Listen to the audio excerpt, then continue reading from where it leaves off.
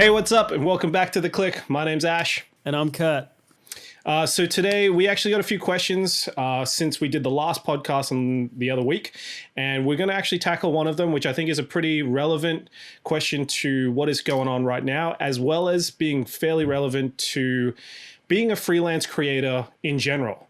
And that is the question of how do you stay motivated during troubled times? Now, obviously, with everything that's going on, everyone's dealing with COVID-19 and having to stay at home. For me, the idea realistically, I think as a freelance creative, a photographer, for me, the big thing is like you have ups and downs no matter what. So you're never really sure if your next job is coming or when that next job is coming. So me and Kurt, we're going to have a chat about that today and have a discussion about what we do to sort of keep motivated in these situations. But I think the first thing, man, for me, I think people need to understand as a freelance photographer that these sorts of situations happen more regularly than just during a pandemic. For sure. And I've definitely discovered that over the past few years, there'll be months where the work is booming, and then there'll be months where there's barely any work at all. So this pandemic has had an effect on the whole industry. And I feel like, creators like ourselves do feel that more regularly than a lot of people do. So, and that's the thing, because we are essentially casual workers, we're not full-time, being a freelance artist, we're hit with these kind of things regularly. So I guess what are the ways that you find that you can stay motivated through a period like this, or what are the ways that keep you busy? I think during, say, outside of what a pandemic situation we have now, often I think it's somewhat with yourself, you have to be self-motivated to cold call sometimes.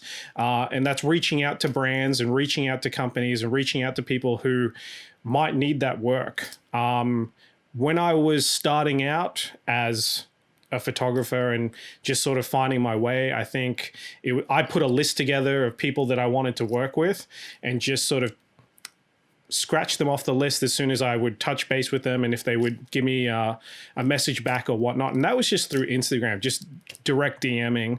So I think in these sorts of situations, obviously companies are cutting back, but I think it's good to have a goal list regardless, as any sort of freelancer or in any job, of where you want to be, whether it's a week from now, a month from now, or a year from now. So you have something that drives you in all of those stages. And a big thing that I sort of picked up from one of the companies that I worked with is to try and sort of have your 5-year goal and then work backwards from that and sort of departmentalize, okay, here's the 5-year goal. This is where we want to be. Now, how do we get to that? And then you bring it back to by year, bring it back to by month, and bring it back to a day-by-day task. So you're always working towards that. Yeah, I think the 5-year goal in theory is good, but so much changes every year. So how do you plan that out then? Do you plan it for me, with a brand that you've already got as a regular client, or do you write the list of the brands that you want to work with and then approach them when your skill level gets better, or when you feel like your work can benefit them, say your style, or something you're going to bring something to the table? Yeah, I think all of those things. I think you need to sort of hit a bunch of those. I think approaching those brands is one thing, because I know some brands are not always on the lookout for, photographers like ourselves. It sort of just falls into the lap, or someone they know, or somebody. I think reaching out, I think understanding your value, especially what you can bring to the table, is a massive thing, because especially in this time period when everyone's sort of trying to cut back on and scaling down, knowing your own value in this market is a hard thing to do in general, Yeah. But I think all of those things that you touched on are super important when you get to that. For me, so I would more so, I don't really write down like companies that I would want to work with. It's more so bettering myself as a goal in terms of like where I'd like to be with certain things in terms of Yes. what that 5-year goal is. So like for me, it's like, I want to be better at lighting. I want to be better at this, and this, which then will open me up to hopefully more new jobs. Yeah. Yeah. Okay. So yeah, enhancing my skill, I guess you could say. Within those goals, then it would be, are they self like upgrades? I guess I don't know the word for it, but yeah. So within that, it's like the clients will come, or the bigger clients that you want to work with will come, but you have to level up along the way to then be able to pitch to those clients or be better. Oh yeah, 100%. I mean, you and me both know that from the first time we got into this, it was probably, you would look at a photo that you took 2 years ago, 3 years ago, and be like, what was I thinking? But Yeah, for sure. the progression from then to now, the type of clients and the type of time that you spend with those clients would be greater as well. So you Yeah. know what you're after. So like if you had shot the Broncos 4 years ago, would be so different to shooting the Broncos this year. You know? 100%. Yeah. Yeah.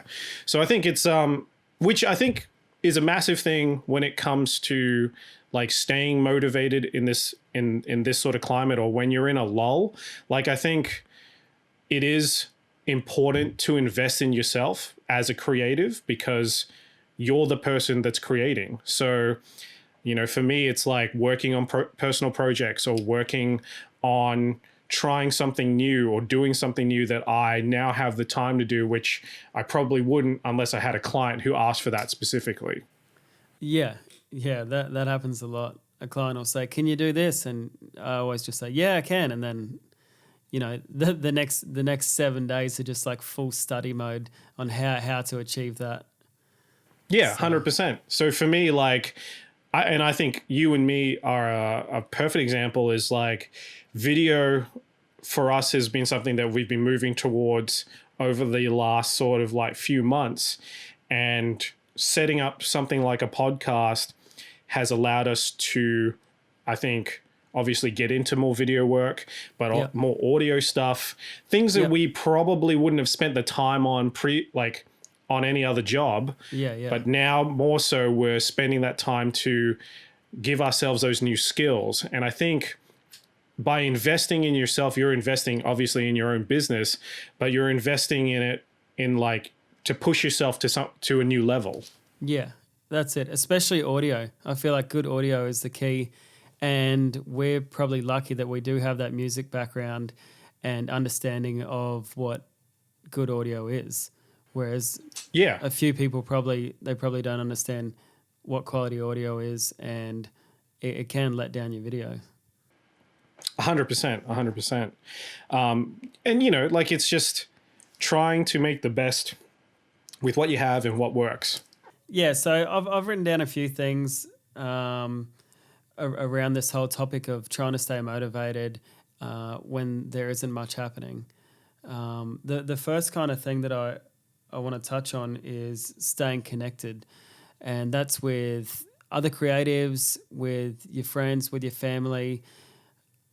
I know that my partner Cara is the biggest supporter of myself, and she encourages me to do more or to be better in every situation, work and outside of work. So just having a general chat to people who support you, or to be surrounded by people that support you, is helpful through this time to be motivated as well.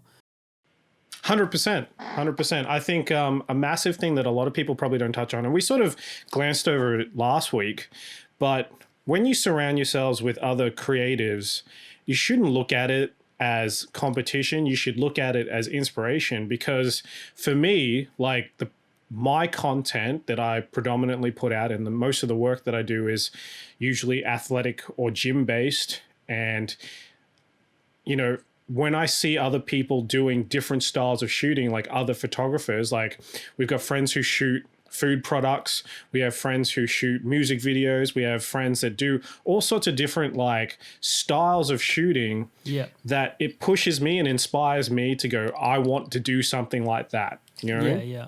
Yeah. Especially even that food stuff and product stuff. The more that we're isolated, the more I'm like, oh man, I reckon I should do some food stuff because it looks delicious and it's another lighting technique that you can learn and another thing that you can add to your resume for future projects. 100%. Yeah. So that actually is one of my things is about staying connected and being and keeping in contact with other creators, whether it's in the same industry or whether it's outside of that industry. You know, like I think if I was a musician in this time and you can't tour, I would just be either recording music and putting out music as much as possible or trying to connect with fans because that's your biggest thing, you know, keeping in touch with them. Are they tips for me, for my band? Are you saying that I should be recording right now? I'm trying to podcast. You could be, but I mean, it just depends what you want to do. Like, I think, like, even if you are sitting down and recording music, like that's you're if you're documenting that or doing something along those lines, that's a massive thing. Or starting to write, that you know, people connect with the process more than anything. Yeah, and that writing music is a creative outlet. So I think a lot of people in this time, if they are that creatively that way, then yeah, there's going to be so many songs coming out within the next couple of months. Yeah, 100%. I think you'll see probably the best sport we'll ever see in the next few months, and we'll have the best music we'll ever see over the next few months. And it's just like, I think it's going to be crazy, the amount of content that comes out, you know, post what's going on. So with the talking and being encouraged by other people, I do suggest that people reach out to even artists or influencers that they probably wouldn't normally have talked to and just say hello. You know, just get the conversation started and then, you know, you could probably chat or learn something off a fellow creative or individual. 100%. I think like you and me, like the first thing we did when we sort of started instigating this idea was this is the time to do it. There's no better time to do it. And you're learning heaps. I'm learning heaps. And that's just from reaching out and going, well, you've sort of sprung that idea. You've mentioned it. We may as well get together and do it together. Yeah. And I think a lot of people underestimate shooting that person a message, or they feel, you know, that they shouldn't, but communication is such a big thing in terms of like just your mental health and your creative, you know, juices really. Yeah. And within the isolation, you can't just sit in the room by yourself and not talk to anyone because, yeah, you'll go insane. 100%. You need to talk to people. You need to understand that you're probably not the only one that feels that way. So there's other people out there that maybe are having that creative block, or they're not, or they're excited to work on a new project that somehow you might be able to be involved with. What else did you have apart from the keeping connected? Yeah, so also I have the ability to learn. So I've been, every day I wake up now, first thing I do is go to YouTube and actually see out of my subscriptions if there's a new video, because usually there is. And then, you know, while I'm ironing my shirts or making my coffee or making my breakfast, I just put on YouTube for 20 minutes and there's something new every day. So that's a great place to learn. There's also lynda.com, which is where they do short courses, things like that. And then there's another one on YouTube, Phlearn, Phlearn. And they do all these Photoshop tutorials, and I'm pretty sure it's free. But yeah, I think video-wise, like you can just put something on and watch it and then learn how to do something different, whether it's something that you've wanted to do for a while or it's something that you've seen. You can learn it, how to do it.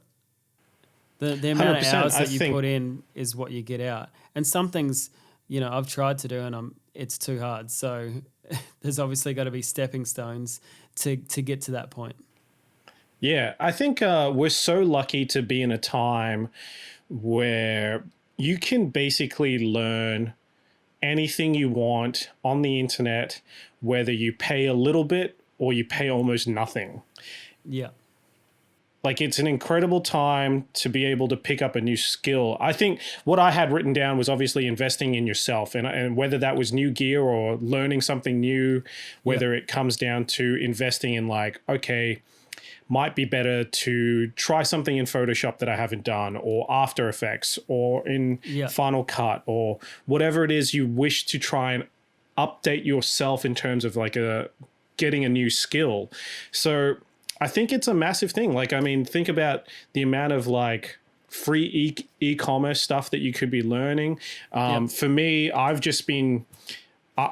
a podcast listener, so I'm learning stuff about the economy. I'm learning stuff about medical stuff. I'm like super interested in history, and I just throw on a podcast and learn. And there's just so much stuff you could be taking in and educating yourself on that, it's probably the biggest thing that motivates me is just going, man, there is so much out there. It's just knowing the right thing that you want to learn. Yeah, exactly. And the problem usually with creatives is that we want to learn everything at once.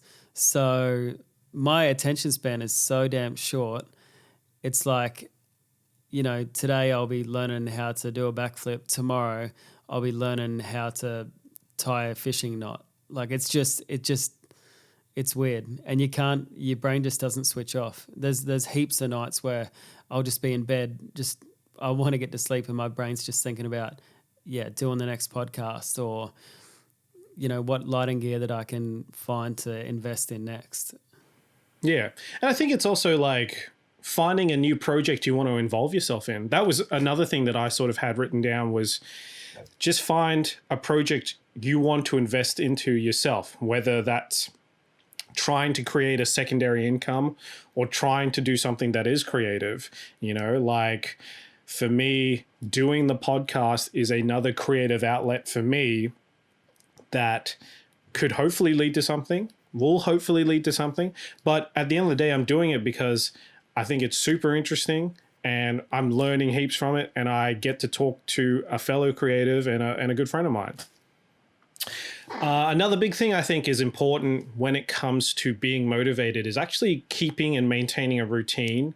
I find that often we get caught up in the lifestyle of Netflix and chill sort of thing, where you just sit there and you binge and you get caught up in the depths of YouTube with everything. I think for me, like, fitness plays a big part of my life. So maintaining that and keeping myself accountable with those things, even through what's happening now, and having that routine is a really big step for a lot of people, because they can get so complacent and just be like, I'm just going to take the day off and sit in bed. Whereas for me, like, if I'm still in bed at like 7:30, I don't know what I'm doing with myself.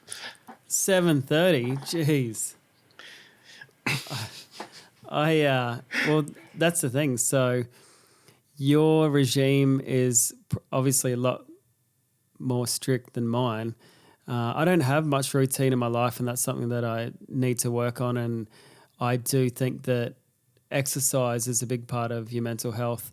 And the problem is I don't do any exercise. I play golf, and that's about it. So to be able to, yeah, not really. It's not really. Anyway, we'll start again. Active. Yeah, exactly. So I feel that to bring more routine into your life would essentially help you stay on track or keep motivated. I'm not the kind of person who can just sit there and watch Netflix for 10 hours or anything like that. I do sleep in a fair bit. That's only because I work for myself, and usually I'm up late night editing, so I don't really want to get up early unless I am playing golf. So the only time I get up is at 6 a.m. is if I've got an early tea time. Whereas if a client says, hey, do you want to shoot at 7? Do you want to shoot at 8 a.m.? Usually I'll just say, oh, how about we do 10? It'll be a better time of the day. So, and usually it works. I've done a couple of sunrise shoots, and I never want to do that ever again. It's just I'm cranky. I just don't want to be there. So sunsets fair forever. enough. I mean, I prefer obviously not to be shooting at that hour, but I think for me, I've definitely trained myself to be up early, whether it's to train or go and do a shoot. Because I feel like sometimes you can get lackadaisical with things. And that's just me. That's just my personal routine is I wake up, especially at the moment, because I can't go to a gym. But I wake up, I go and train for, an hour or so and get my blood pumping, get my endorphins going. And that way I'm ready and I don't have that sort of weighing down on me the same way that like I think a lot of people get stuck with at a job and they just get weighed down by having to go there all the time. Yeah. So when I did go to the gym, I would always go at about 10 o'clock at night because if I went in the morning, it just felt like I'd wasted time. So if I went at night, it's like I could get everything I needed to get done and then go late at night. I don't know how you wake up so early to do this. Is it something that you've done for the last 10 years, say, or what kind of got you into this routine or gym lifestyle? I never used to be. I always used to train at just post work. I never used to be a morning person. Hated it. And the big thing that sort of switched with me, I guess, is I got a PT, and then he basically said the only time to train is at 6 a.m. So it's okay, damn it. But I think I actually prefer it now. I don't think I can actually go and train in the afternoons as much. I feel a little bit more lazy. I feel way more switched off. But the big thing for me is I feel more accomplished, and I feel like I'm not waiting to go somewhere the whole time. I used to have to plan my day around training, whereas now it's like, cool, I go get it done, I move on, I go to the next job, I do my editing, get my food done, and we're rocking and rolling. Yeah. So do you have breakfast? I'm an intermittent faster, so I don't eat till probably generally around midday. Yeah, same. Not because I wanted to. I think it's just because I was always late when I did have a normal job, and I just never had time to make breakfast. So somehow I ended up being, a fasting machine. So I think a lot of people are like they don't realize, but it's effective at like I feel like letting you enjoy your food a little bit more. But diet over everything. So, but we're a little bit off topic. But like I said, maintaining a good routine is super good for me in terms of like keeping motivated. Whether it's just like making your coffee or going to your local coffee place and having a little bit of something that you do constantly. Yeah, well, that's the thing. I think if you do grab a coffee in the morning or pick it up from your local coffee place, that's the trigger for you to then start your day, or it's the first step of the process to what you're doing. Yeah, 100%. So I'm I'll wake up, have a coffee or make a coffee and just get my day rolling. And a lot of people, like will go, oh, do you even really like coffee? But it is sort of like part and parcel of how I get my day going. Yeah, it's a process.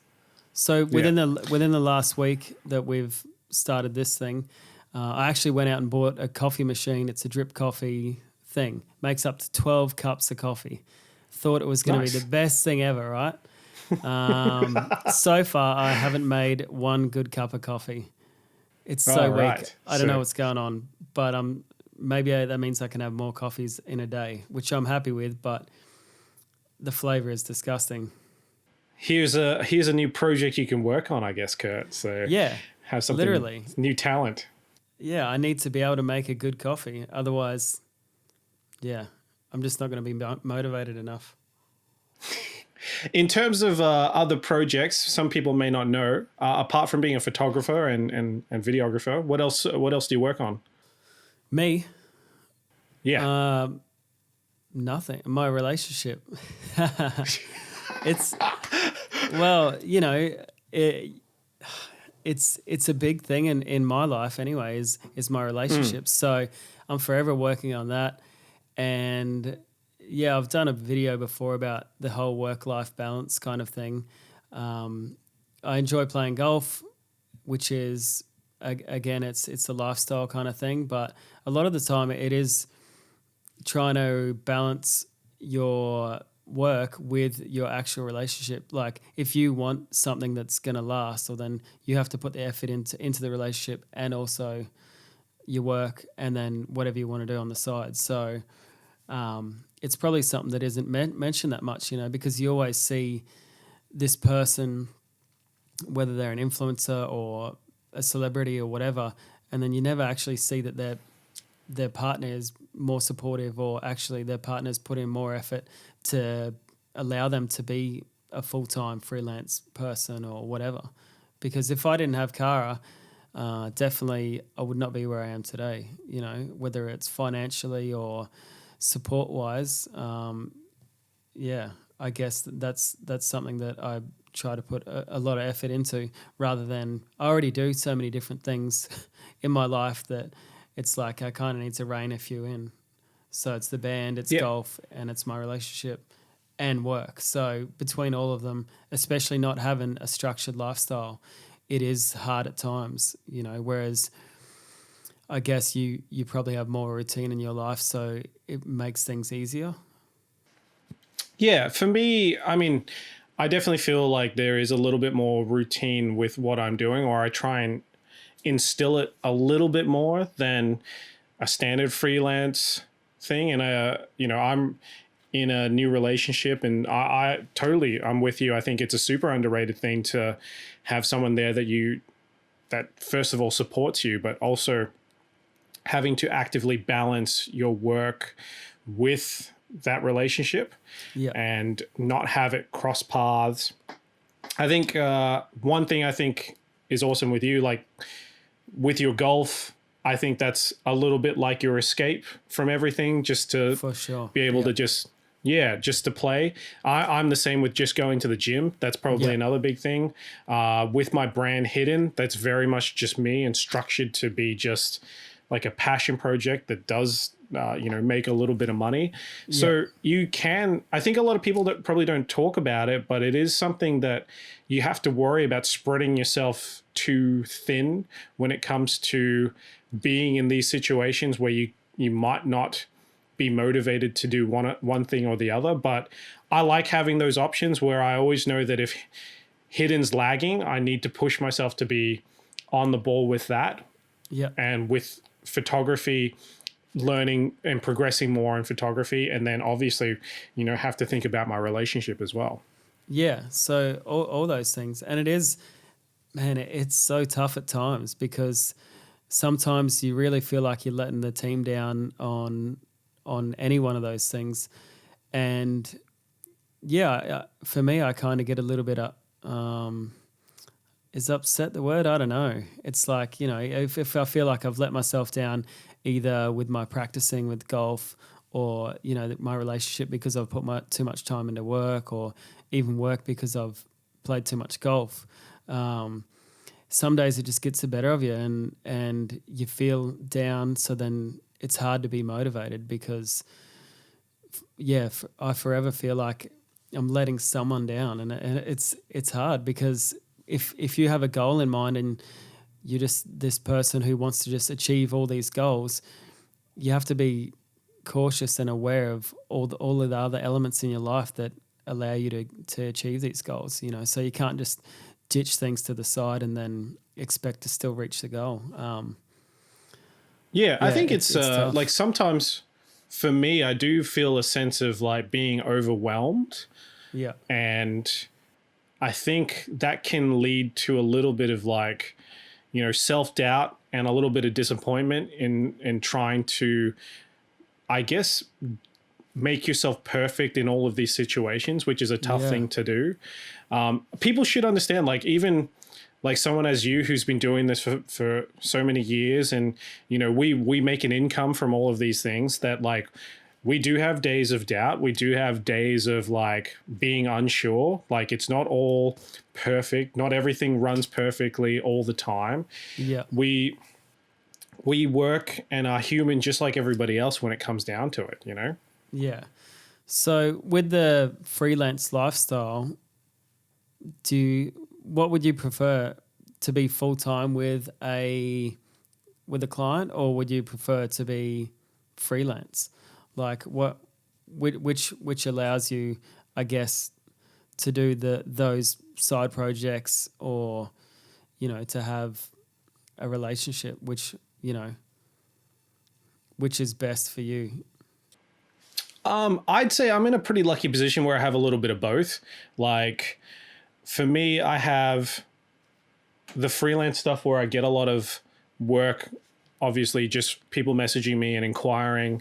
Yeah. And I do have a lot of mainstay people. So like we mentioned last week, I sort of fell into the luck of the draw when it came to like the big influencer push, where they were all making this incredible amount of money and they could basically outsource someone to help them.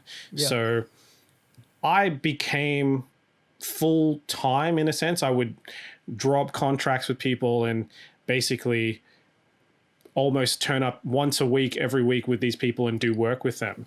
So I kind of do a little bit of both, where I still have to be freelance and flexible when it comes to shooting. But I mean, the freelance stuff, like that's the best money, by far. And I think you get to be a little bit more broad in what you do as well, and be a little bit more creative. Yeah, for sure. So have you ever thought about applying for a role with a company full time? Like working in-house for someone. Yeah. I have, like, I definitely have. Like, I see someone like Jacob from Culture Kings, who's their in-house video guy. Yeah. I see his work and I think it is so awesome. And I go, man, that dude just pumps out work. It would be incredible if he did something else. But obviously, working for Culture Kings, he would probably have some sort of contract drawn up in saying what he can and can't do. Yeah, I've thought about it. Yeah, I've definitely thought about it in the sense that, like, I think it would be cool to maybe do something 2 or 3 days a week and then being able to freelance the rest of the time. You've had a little bit of experience with that? Yeah, I worked for an activewear company in Brisbane for, I'm going to say 6 months. Maybe it was a little bit longer. But essentially, just like you said, that I was able to work the 3 days or 4 days a week and then freelance the other days. And it's good for security of income, but it's not great, because the amount of freelance work that you get, if that piles up, or then you can't give 100% to any client. It's like you're giving 20% to everyone, because you have the amount of work that you have to get out. I think it was great working for them, because it pushed me to be faster and produce more content within a shorter period of time. And the stability of income was great. But it's tough, because especially just being one creative in-house, what they expect is just so much more than you're able to give. No matter how much money they want to throw at you, you physically can't do the amount of output that they want. So, well, it just depends on the client and their expectations. But a lot of them, if you're working for them in-house, they're just slamming you with work and what needs to be done.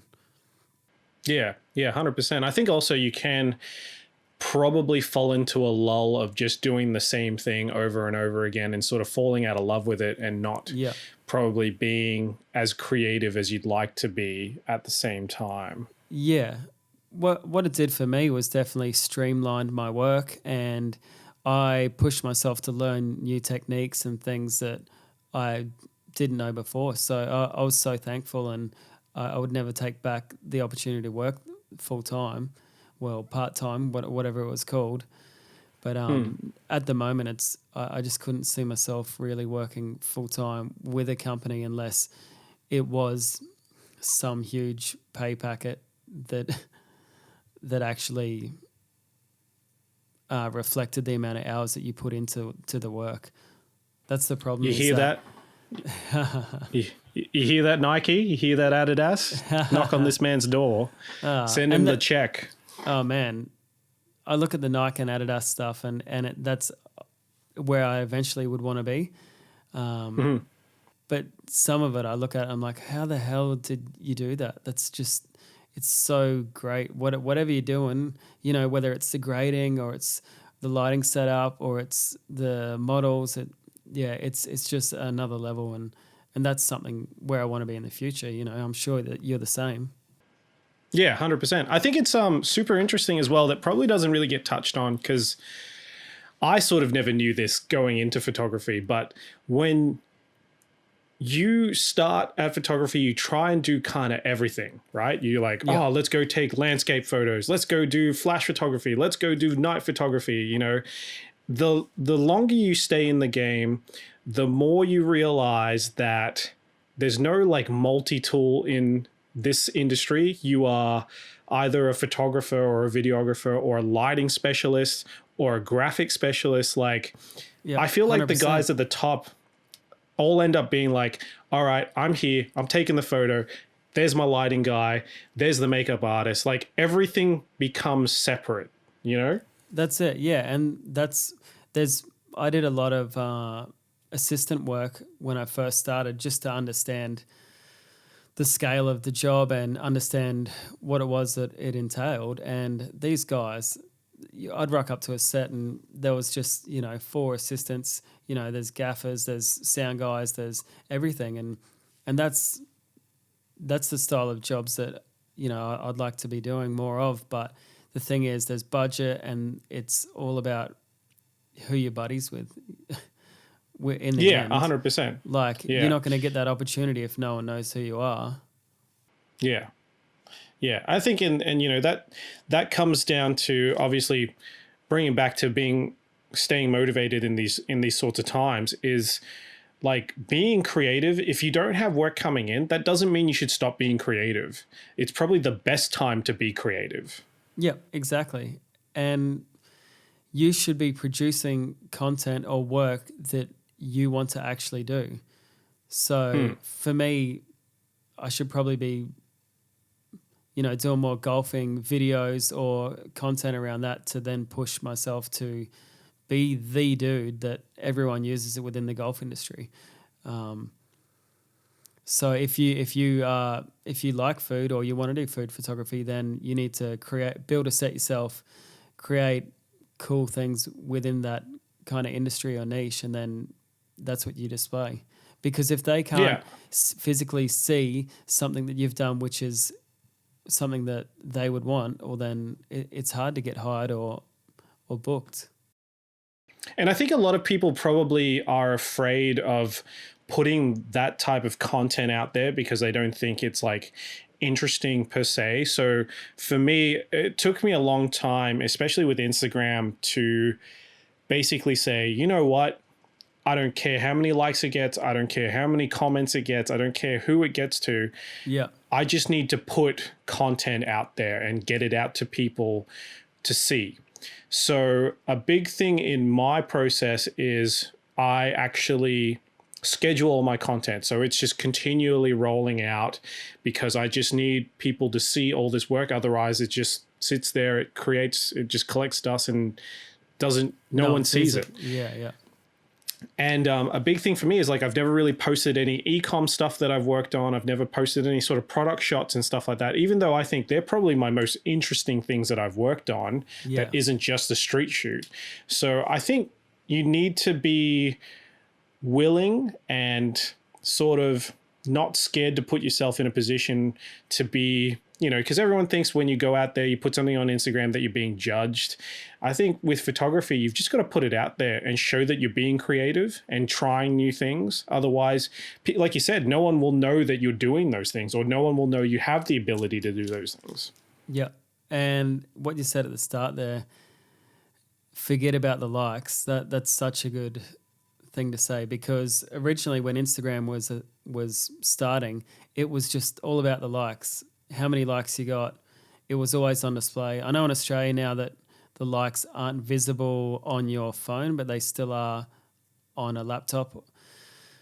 But the minute that I forgot about the likes, it's like a weight off your shoulders, and then you don't really care what other people are liking or not liking. It's just you just want to have output. And I do notice that your posts come up quite regularly, so it's good. It's like if I'm noticing, someone else is, and that's a potential new client or a client that's happy with your work already. Yeah, 100%. I think when you realize that you can, I look at Instagram as a portfolio where that I have to continually update it all the time. I was listening to Gary Vee, and he was talking to a photographer, and they were like, you're only posting one photo a day, or one photo every couple of days. You should be posting 3 times a day. What if someone is not on Instagram at 9 o'clock in the morning, or Exactly. they're only on Instagram at 10 o'clock at night? So content is king, is 100% king. And the more you're putting out, the more people will realize that you do a lot of work, and the more, I guess, diversity that you can show in your work. So there might be things that you may not post but are really, really good. So a lot of stuff that I've got on that are on people's websites, I don't generally post, even though I should be doing that. Yeah, same. But for me, it's like trying to build up that content or to be able to schedule it. It's kind of hard because I feel like I'm always working and I've always got something on. So for me to spend half an hour to schedule that or to do it, I just end up not finding enough time to be able to, put that in my day-to-day list, which I should, it would help. I think also there's a spontaneity that I miss about just throwing up a post. Yeah. But for me, I feel like with having Hidden and having my own personal photography page, it's just about putting out the best possible content and putting out the best content and putting out as much of it as possible so that it is relevant per se. Yeah, for sure. I think another way to stay motivated is to buy a new piece of gear. That'll spark. To learn it, to understand how it works, I think that definitely. What's the top 3 ways that you find keep you motivated? For me, top 3 would be keeping a routine, keeping in contact or talking to other creatives, and self-investment. So whether that's buying a new piece of gear or learning a new skill or trying something new within say a new project or something along those lines. Yeah. I think, I agree. Same kind of things. Yeah. I think all of those, if you have a good mixture of those, I think you'll end up pushing yourself to try new things, do something that may lead to another source of income, or you end up falling into maybe work that someone recommends you for by keeping in contact with someone that you may not have touched base with before. Yeah. So with the gear thing, how do you figure out which is a piece of equipment that you need, or what's the next piece of equipment that you need to invest in? For me, it probably comes down to need more than anything. So the 35 was my last purchase, and that was because I was like, you know what, I would like something a little bit wider to get that sort of scope. Didn't quite need it until I sort of had to have it. But I've been thinking for a little while now that I'm like, I should buy a drone and learn how to use a drone because why not? But do you need 'cause that? That's the thing. I don't need it, but I think it would be interesting. There's probably some video work that I could definitely utilize it for. I'm not saying go out and buy something that's so completely unnecessary. All right, so the other day I actually posted up on my Instagram if anyone had any questions they'd like us to cover in this week's podcast, and I got a couple of responses, which were pretty cool. So I'll just go through them, and we can go back and forth on them, and I guess we can quick fire this and see how we go. Yep. So the first one is from @David Edgazella PT. Hope I got that right. He just asked what my favorite online brand is. I have a couple which I think are doing really cool things. I think Rude out of the US is an awesome brand, and my favorite brand probably is like Represent, and I really like what Zanerobe do as well. So yeah, but do you have a favorite online brand, Kurt? There's a brand, I think they're called ASRV. It's kind of like tech gym / streetwear stuff. Man, Yep. it just looks so good. Everything they're doing is just rad. So, maybe we can. They have a really one day.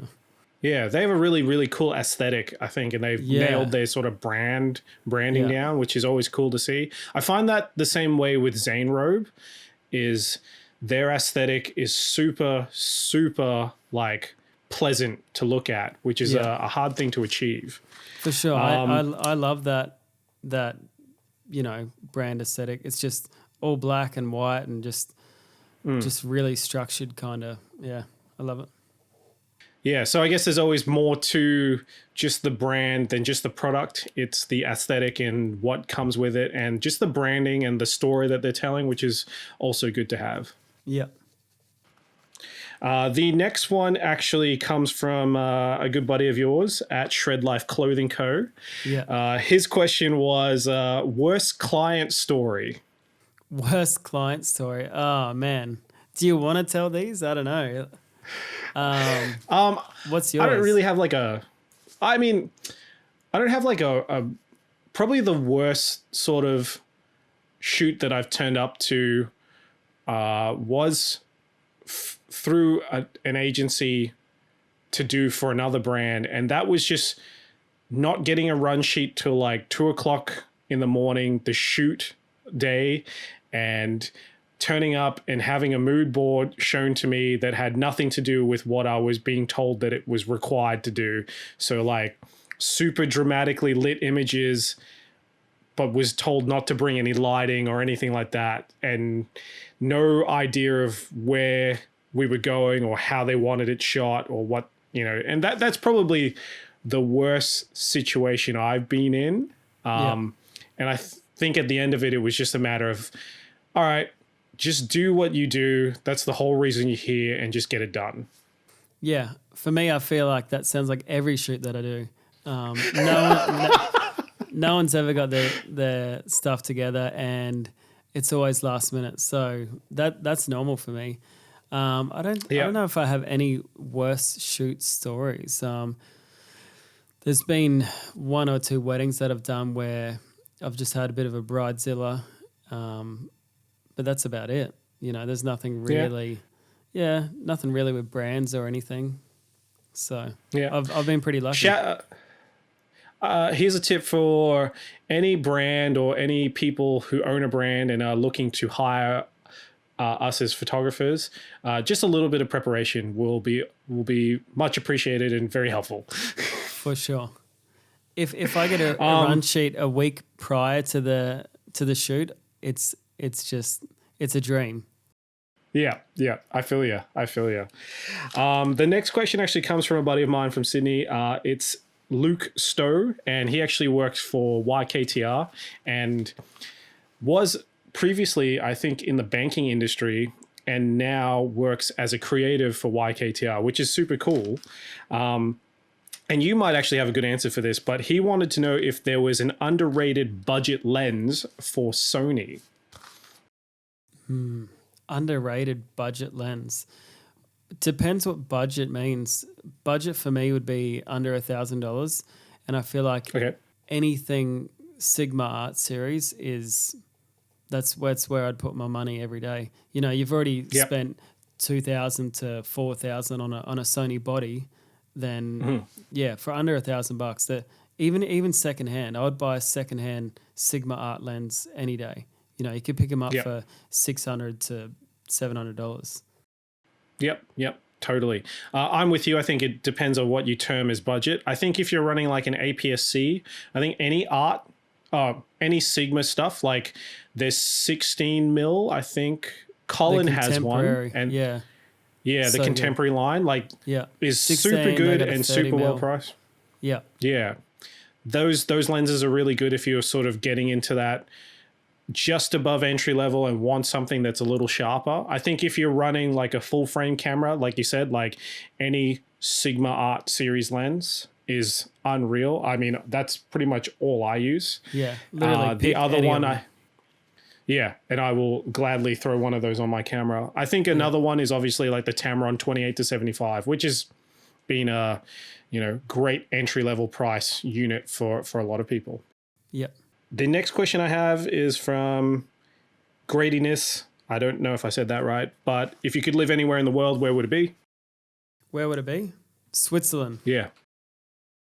Yeah, I've been to Switzerland once, and I was just by myself, and I had the most amazing time. Yeah, right. You probably couldn't take a bad photo there. You could snowboard in the winter, and then in the summer, probably just come back to Australia. I don't know. It's a magical place. I don't know how much work wicked. you would have there. Maybe some for the tourism board or some snow fashion wear. I don't know. What about you? Me, I actually think the Gold Coast is just one of the best places to live. Not to sound like a homer, but I think it is. It is an absolutely cracking place to live. I also really like Singapore.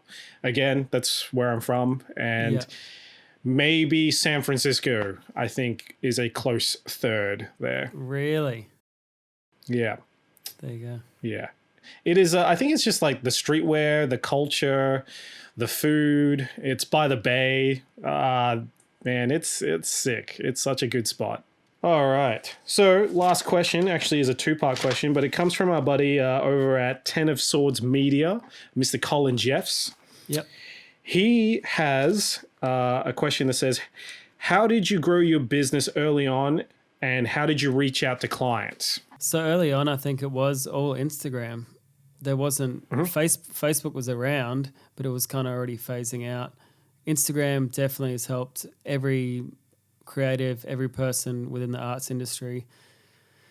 And it's literally just sending direct messages to companies, like you said at the start of this podcast, cold calling, but it's not an actual phone call anymore. It's literally just a message, and they can click on your profile and then see what you're able to produce. And then from there, your business can grow because you've got an online portfolio just with Instagram.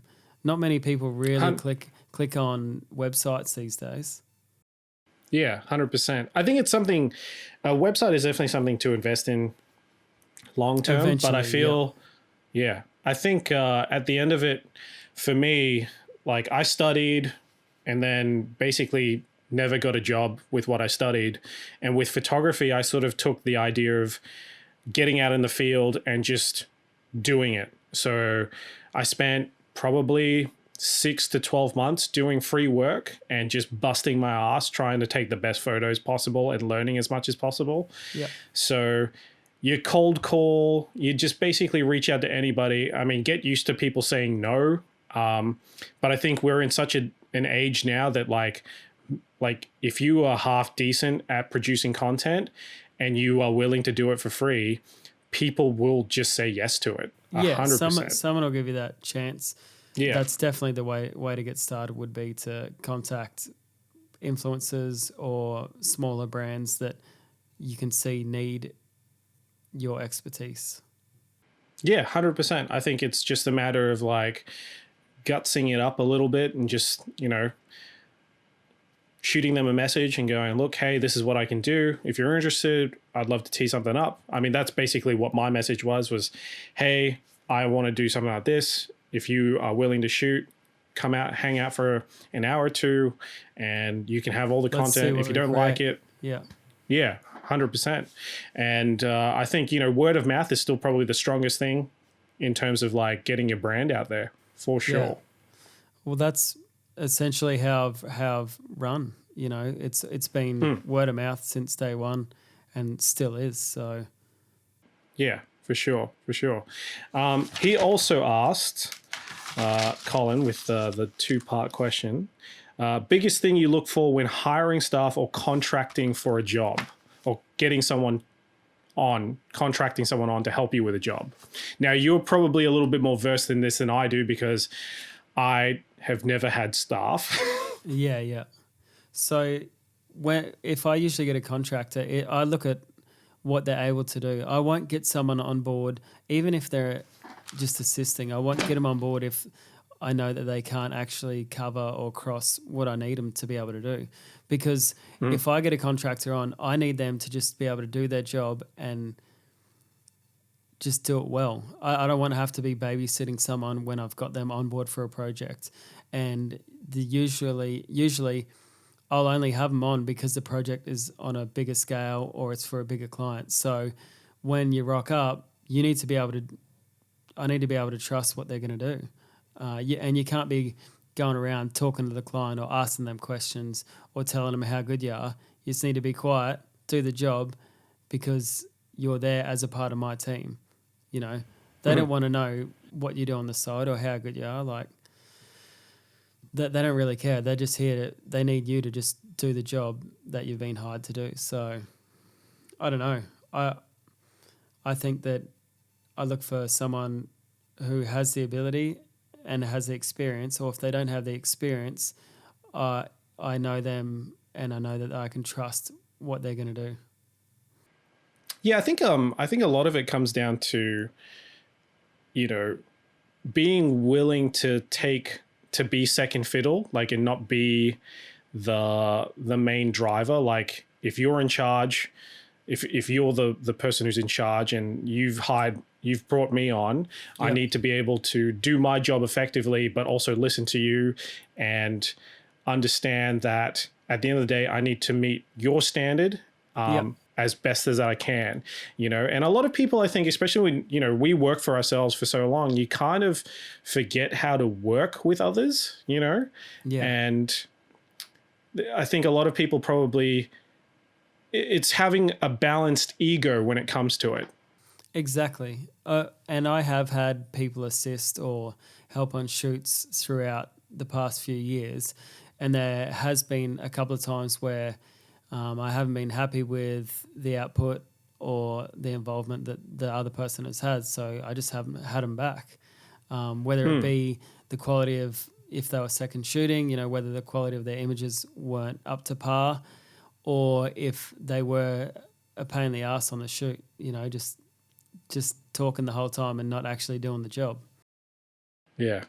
Just so everybody knows, that was probably me on the Bronco shoot last year. No, you're very willing to learn and able to do the job, so I'll get you back. I think for me, it's all about learning, and I think, it's always a pleasure to be working with other like-minded individuals. So, if they're taking the lead, you're only there to learn. So exactly.